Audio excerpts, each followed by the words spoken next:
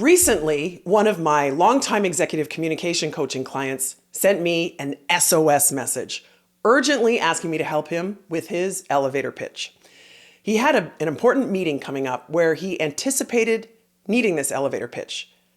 "Can you help me with my elevator pitch?" he asked.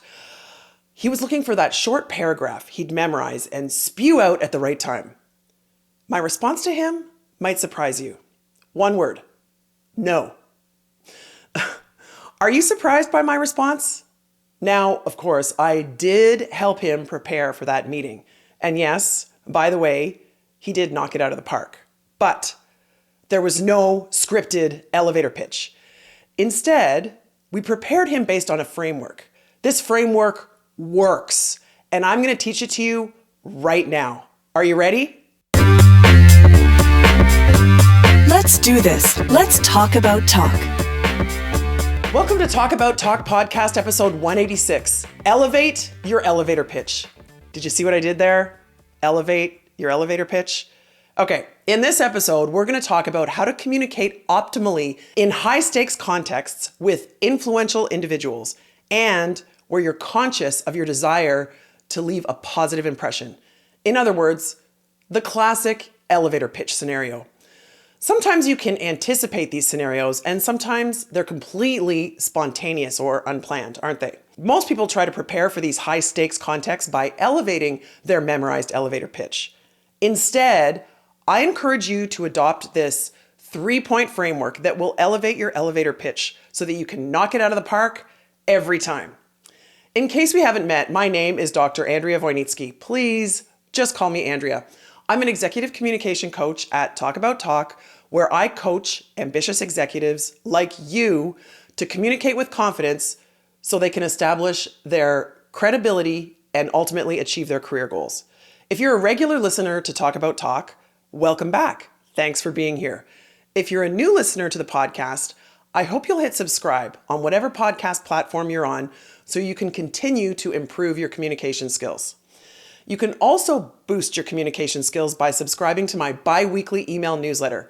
Just go to talkabouttalk.com and click on the newsletter to sign up there. Or you can send me a DM on LinkedIn. I love hearing from you. Okay, let me start with this question.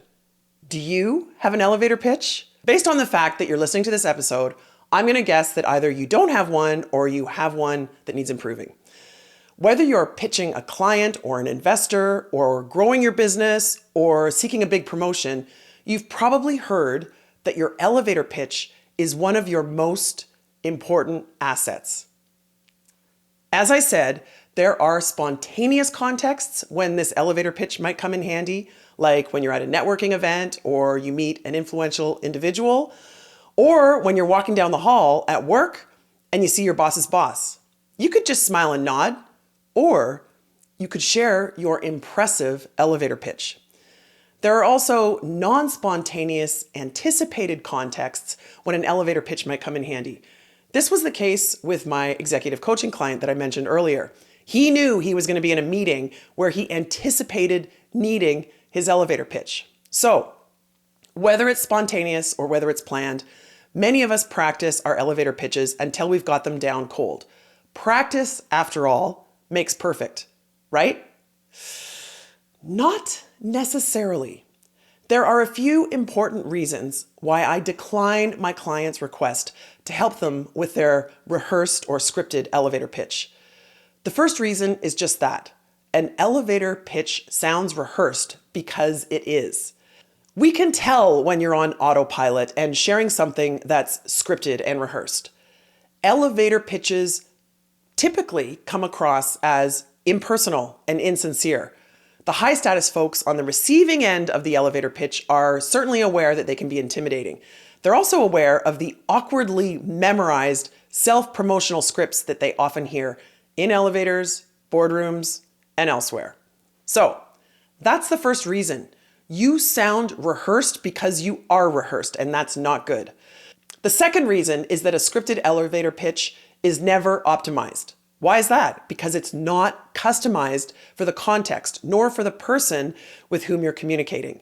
You need something more customized. So, for these two reasons, sounding rehearsed, and not customizing your communication, I suggest you avoid a typical scripted, rehearsed elevator pitch. Are you convinced? You're probably wondering what I suggest instead. That is why we're here. Back to the story of the executive communication coaching client who was desperate for his elevator pitch.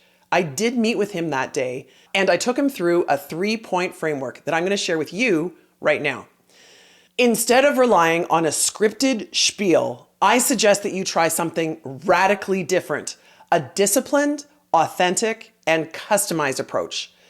If you've been listening to the Talk About Talk podcast for a while, you won't be surprised to hear that I have a 3-point framework that I shared with my client then, and that I'm going to share with you here now. Think of it as a 3-point checklist to guide you through these high-stakes communication opportunities. The first point in the checklist is make it personal. Make it personal. And when I say personal, I mean personal for the other person, not you. Yes, start by talking about them. The idea here is to establish connection. Here's what I shared with my client and what I'm sharing with you now. Before you launch into your self-serving, self-focused pitch, think about what the other person cares about. Be empathetic. Customize your comments to focus on their interests.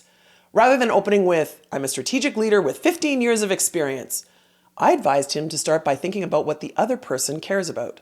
Let's imagine a scenario. You're at a networking event. Instead of launching directly into your rehearsed pitch, you comment on something remarkable you observed about the other person's recent work. You could say, I noticed your team just launched a really innovative campaign. Congratulations. What was the driving inspiration behind it? But here's the thing. Your opener does not have to be that specific. Even if you start by asking them how their week's going, at least you're focusing on them. If it's someone whose work you are familiar with, maybe ask them about how a project they're working on is progressing. Better yet, share how one of their recent initiatives has positively impacted your work. This first step is to shift the focus from a self-serving pitch about yourself to instead creating a genuine connection with the other person and focusing on them. Because here's the thing, it's not all about you. So that's the first point in this framework. Make it personal. Make it about them. The second point in the framework is be enthusiastic. Enthusiasm is also a common theme that I often reference in many contexts of my communication skills coaching. Research in multiple domains demonstrates that enthusiasm is one emotion that we should be typically sharing more of. I just had this conversation yesterday with someone about this. So much of the conversation around developing executive presence seems to be focused on emotional regulation. In other words, don't show any emotion. I have a lot to say about that, but here's one of the big kickers. Research shows that generally speaking, enthusiasm wins. Yes, of course, you can go overboard with enthusiasm, and you don't want to come across as flaky. But academic research shows that the enthusiastic salesperson closes the sale. Enthusiastic negotiators are sought out for more future negotiations.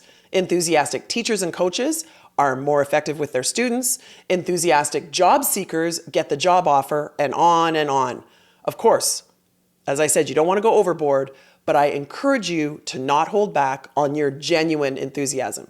So, in our context of this elevated elevator pitch, my first suggestion is to make it personal and shift the conversation to the other person. Once you've got them talking, remind yourself of step 2. Be enthusiastic. Here's the thing. We mirror other people, including their positive enthusiasm. So, put a smile on your face and share your excitement. Demonstrate your eagerness and your positivity with your words, your tone, and your body language. So, we've covered step 1 now. Make it personal, make it about the other person. And step 2, be enthusiastic. Now, step 3 of our framework. Establish your professional identity. This is about reinforcing your strengths and your value. In other words, your personal brand. And this, by the way, is what most people think about or focus on when they're constructing their elevator pitch. Certainly, it helps to prepare a few themes, phrases, or words that describe your value, your strengths, and your passions. I am a huge fan of this. In fact, this is what I spend a lot of my time helping my clients with in our coaching sessions and our workshops on developing their personal brand. Helping individuals identify their unique strengths, their accomplishments, and their superpowers. This last step of our elevator pitch framework is where you establish credibility. Think of that word, credibility, and positively reinforce your ideal professional identity or personal brand. You might highlight your impressive work, say a recent project that you successfully led, or a win with a client. If possible, you could highlight the quantifiable impact your project had on key business metrics. Don't forget, though, that even in this last step, it's still not all about you. To make a real impact, to optimize your elevator pitch, you want to reference your professional identity in a way that resonates with the person that you're speaking with. To establish your identity in a way that truly resonates, share these stories about your work in a context that the other person cares about. How does your success relate to what's on their mind?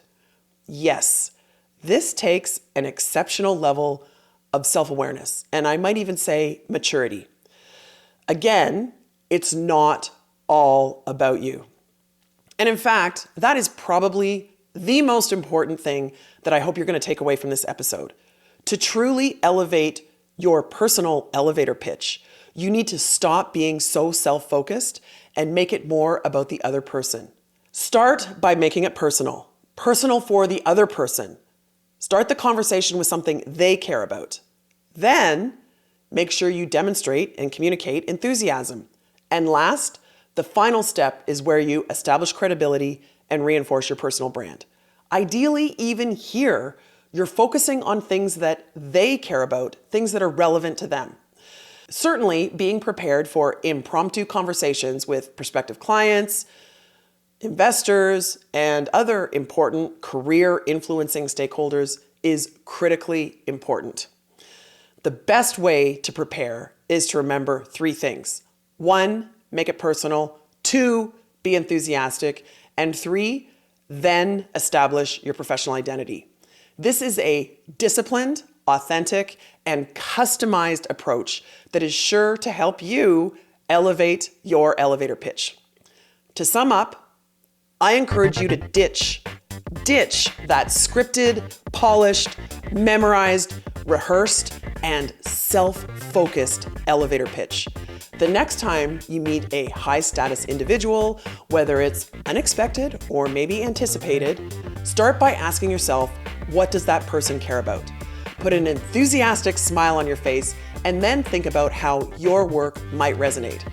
Whether it's at a networking event, in the boardroom, or maybe even in an actual elevator, there is absolutely no script involved. And that's it for this episode. If you found this episode helpful, hit subscribe, and please share this episode of Talk About Talk with your friends. Thank you so much for joining me. Talk soon.